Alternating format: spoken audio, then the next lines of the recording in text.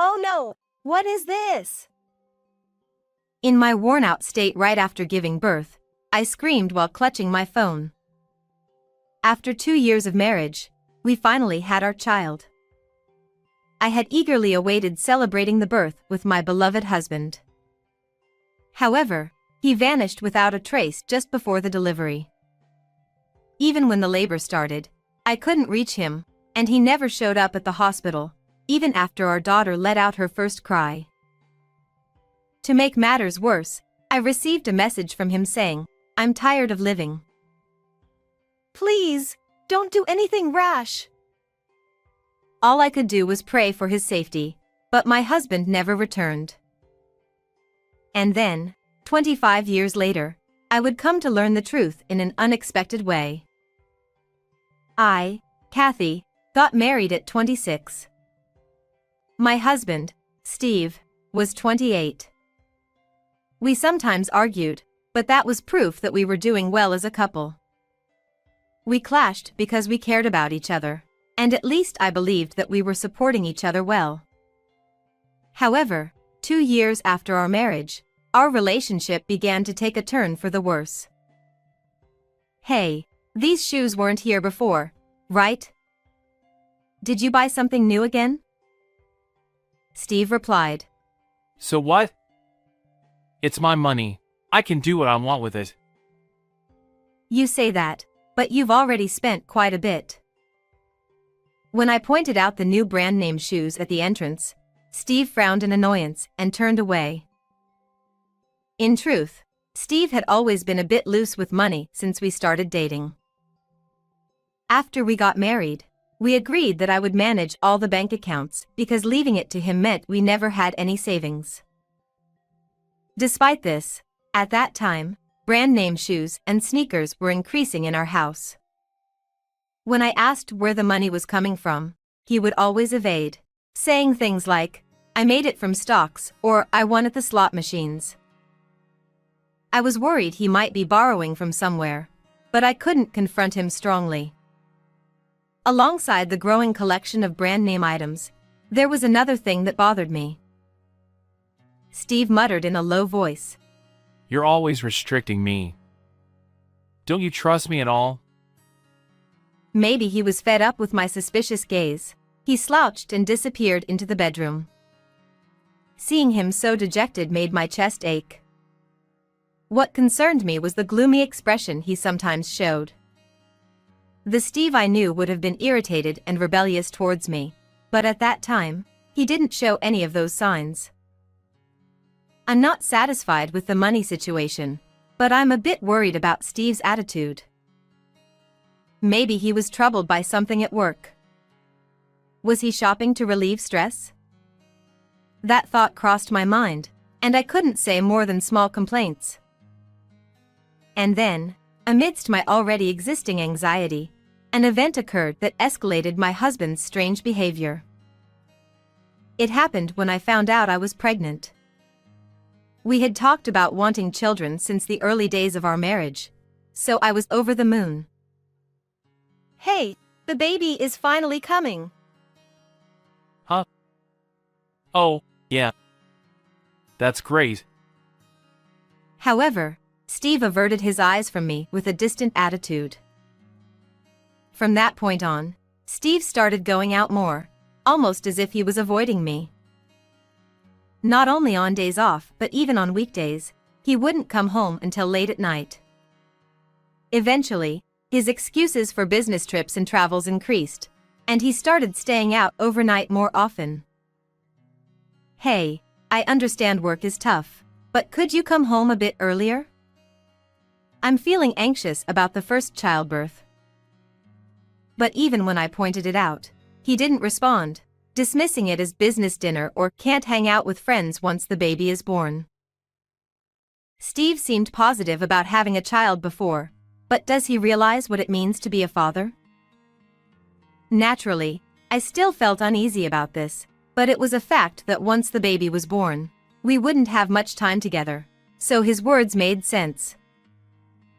Above all, I was concerned about Steve's persistently gloomy mood, but without confronting him directly, I could only observe quietly. However, delaying addressing the issue was a mistake. As the due date approached, an incident finally occurred. It was late at night on a day when I was in my last month of pregnancy, and I was asleep. Suddenly, my stomach began to ache, and I woke up. Labor had started. I need to contact Steve. It hurts. As usual, I sent a text to my husband, who wasn't at home, but there was no response. So, I went to the hospital alone in a taxi. From then on, I was solely focused on giving birth, and although I don't remember much, my efforts paid off, and a healthy baby girl was born safely. However, our joy over our child's birth was short-lived. Both sets of parents, with serious expressions, rushed to the hospital. And then, they told me that they couldn't reach Steve. From then on, the mood shifted dramatically, and we began to search for my husband with unsettled feelings. Despite my postpartum condition, I contacted our mutual friends and his workplace. But no one knew where he was, and to my surprise, his workplace reported that Steve had already resigned days ago. I didn't hear anything about that. What's going on? What's happening? Amidst the confusion, a notification popped up on my tightly held phone. When I looked, it was none other than a message from Steve. Feeling relieved that there was some response, I opened the message, but my relief turned into shock when I read its contents.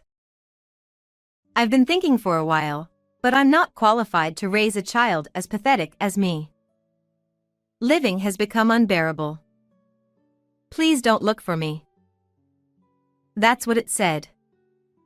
My in-laws screamed at the ominous message. As for me, I couldn't believe it, staring at the screen of my phone in disbelief. Certainly, there were times when he seemed strange, but I never imagined he was feeling so cornered. What is this? Please, don't do anything rash. But my plea was in vain, and my husband never returned. Moreover, as a result of reporting to the police, his shoes were found lined up on a nearby cliff. This led the police to suspect suicide, and the investigation continued, but his body was never found, and eventually, the search was called off. Thus, my husband left us, leaving behind only our beloved daughter, disappearing before our eyes. Why? Why didn't I listen to him more? For a while, consumed by regret and guilt, I couldn't do anything but cry. However, I couldn't continue like that forever. A few months after the incident, I somehow started working to raise my daughter. Despite not giving up on Steve and frequently gathering information, there was no progress. Balancing childcare and work was tough, but to ensure we never lose our family again, I poured all my love into my daughter as much as possible. And so, amidst the busy days, I realized that a whopping 25 years had passed since my husband had disappeared. At 53 years old, I was living with my 25-year-old daughter, Emily, who had grown up beautifully despite being raised in a single-parent household. To contribute to the household, Emily started her singing career in her teens and transitioned into acting, becoming quite a success in the industry. Thanks to her, we never faced financial difficulties, and we enjoyed a happy life together. However, secretly, I still harbored feelings for my husband. If the three of us, Emily, Steve, and I, could have lived together, how happy would we have been? Despite feeling conflicted, I didn't want to burden my daughter with unnecessary expectations, so I simply told her that her father had passed away. Yet, the despair from when my husband disappeared had certainly lingered in my heart. However, one day, Emily confided in me with a serious expression that she wanted to introduce someone important to her. Listening closely to the unusual atmosphere, it turned out that Emily was considering marriage with an actor from her generation, Will. Furthermore, his mother happened to be the president of a talent agency. While I couldn't deny feeling surprised, I enthusiastically nodded along with my daughter's earnest words. If he's the one you've chosen, I'll support you. No matter who he is. Given that she was a celebrity marrying an actor, I could easily anticipate the public's reaction and the challenges ahead. Nonetheless, after what happened with my husband, I had firmly resolved to stand by my daughter no matter what. Moreover, there was no reason to oppose her marriage, especially considering how excitedly she shared the news despite her nervousness. Relieved by my response, Emily showed me a photo of his family on her phone and expressed her desire for us to meet. However, at that moment, is this? I gasped as I looked at the photo that had caught my eye. And the unbelievable scene captured in that photo would drastically change my life. 2 weeks later, I was heading to the meeting place with Emily for the introduction. We were both probably wearing more stern expressions than usual. While nerves were certainly a factor, there was another significant reason for our seriousness. If our suspicions are correct, we can't just let this go. But could this be some kind of mistake? With these tumultuous emotions in my heart, I stepped into the restaurant designated as the venue. As it was a meeting between celebrities, we were ushered into a private room with strict privacy measures. And when the waiter opened the door, I was met with the sight of a certain person. At that moment, the complex emotions that had been building up inside me overflowed from my heart. So, you were alive after all. I couldn't help but exclaim loudly, and both Will, Emily's boyfriend, and his mother, looked at me in surprise. However, the most shocked of all was the man who stood there, Will's father. Though his hairstyle, beard, physique, and clothing had changed, there was no mistaking it for me, his wife. I'll need an explanation for this. From you. With anger in my voice, Will and his mother stared a hole through Steve, my husband.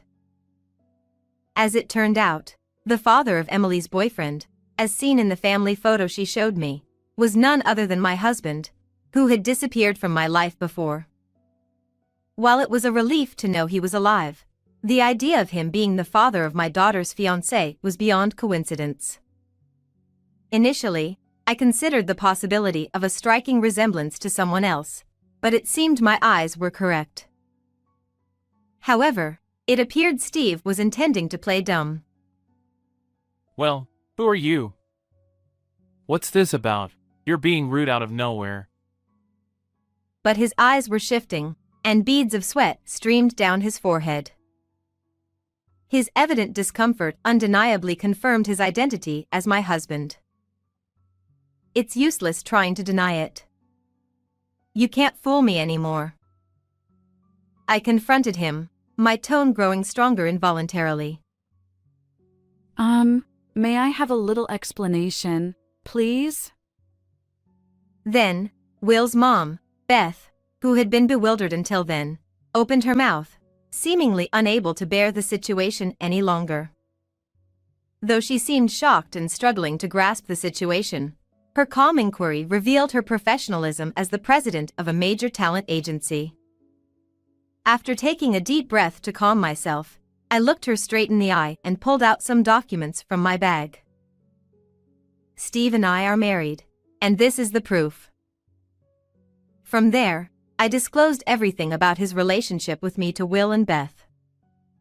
On the day Emily showed me the family photo of her fiancé, she seemed suspicious of my reaction. So, I finally told her the truth about her father for the first time. I explained about the message hinting at suicide he sent on the day of our daughter's birth, the uncertainty about whether he was alive or dead, and how the man in the photo looked identical to him.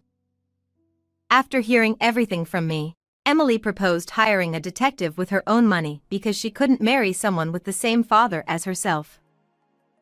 And after waiting for a week, The investigation results matched the time when my husband disappeared with the time he started living with Beth. With plenty of other evidence, it was confirmed that Will's father was indeed Steve. Beth had been staring at the report from the detective agency with Will for a while, but suddenly, she looked up. Indeed. I was opposed to marrying him officially, and this seems to be the reason. She said, glaring at Steve with anger in her eyes. I met him when my son was 2 years old. Will is his stepson. Then, Beth explained to us how she came to live with him. According to her, she had recently lost her husband in an accident and was working hard while taking care of the young Will. She happened to meet Steve, who was kind to her. Since Will is a little older than Emily, he probably started cheating on her before my pregnancy became known, at the point when his behavior became suspicious. Of course, I heard he was single. So, we had something like a common law marriage. Beth quietly expressed her anger, glaring at Steve. It seemed my husband refused to marry officially because of his complicated family. Who was he to abandon his wife and child, then comfortably move in with another family? Then, at the next moment, perhaps realizing he couldn't keep lying anymore, Steve sighed heavily. It's enough. Shut up. I couldn't live with you, always restricting my spending. Of course, you're Steve after all. You disappeared out of nowhere, and then you end up in a nice position, don't you? Yeah, that's right. I could have been the husband of a president and the father of a famous actor. Damn it, but you had to ruin it. Then, he began to speak as if he had broken a dam, revealing everything about what had happened. Steve, who was reckless with money, was indeed unhappy with me managing the finances. And when he found out by chance that Beth was wealthy, he decided to switch immediately. He didn't want to pay alimony or child support, so he chose pretending suicide instead of divorce. He planned to settle everything while I was unable to move due to childbirth. Perhaps he had been contemplating this plan even before my pregnancy, hence his lack of concern. The increase in branded items was probably due to Beth buying them for him. To be safe, I changed my appearance through weight loss and a makeover, and as a house husband, I spent most of my time indoors so the police wouldn't catch me. His selfish excuses made anger bubble up from the depths of my being. For 25 years since my husband disappeared, there hadn't been a single day when I didn't think about Steve. I felt guilty for having pursued him. Although I couldn't do anything for him anymore, I had resolved to carry this regret with me for the rest of my life. However, when the truth came out, it turned out that all of it, the message from Steve, the shoes on the cliff, was all a lie to deceive me. While I was thinking about Steve, he had already abandoned me and our daughter and was living a luxurious life with another family. And I wasn't the only one who was angry with him. I'm disappointed in you. I had a debt of gratitude to repay, but I didn't think you were such a person. Beth's cold words were followed by Will's. You barely did anything around the house anyway. And he looked at Steve with disdain. Especially for Will, Steve was someone who hurt both his mother and his girlfriend. Perhaps, he couldn't forgive him so easily. And I felt the same way. This will be in the tabloids tomorrow. I delivered the final blow to Steve, who was faltering and glared with anger by everyone in the room. What? Tabloids? Will may be a famous actor, but Emily, the daughter you abandoned, is also a famous actress. As I spoke, Steve, who had turned blue, was quietly being stared at by his daughter next to him. After discussions with the agency, Emily decided to publicly announce her marriage to her boyfriend. At that time, she also explained about this unbelievable series of events. It seems the article will be published tomorrow. You won't be able to show your face in public anymore. Even though the marriage of a successful actor and actress was already big news, if the father was involved in such an incident, the media wouldn't stay silent. Perhaps from now on, Steve would have no privacy left. Of course, you'll have to leave our house. No, I don't want to. Please, reconsider. What am I supposed to do from now on? Perhaps realizing how frightening the situation had become, Steve clung embarrassingly to me and Beth. Seeing his pitiful state, I felt as though I had been released from a curse that had haunted me for years. It took time, but I no longer needed to worry about my husband who had disappeared. I don't know. Maybe you can go and live with another family?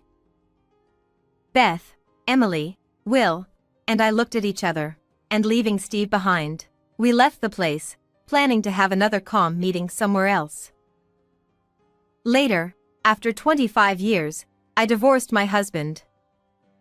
Since the announcement of my daughter's engagement, Steve has been quickly identified by her and Will's fans. Now he's being chased by tabloids and can't walk around town. Even though he hadn't been working for many years, finding a new job seems unlikely for a while. Being evicted from the house he lived in and unable to return to his parents' house, he's currently wandering the streets. On the other hand, Emily and Will got married. While being blessed by society, they also received sympathy for their father's situation, which actually increased their work opportunities. Now, I can live with a clear and cheerful heart. I plan to watch over their success and slowly enjoy this happy time. How was this video? Don't forget to subscribe to the channel. Well then, let's meet again in the next video.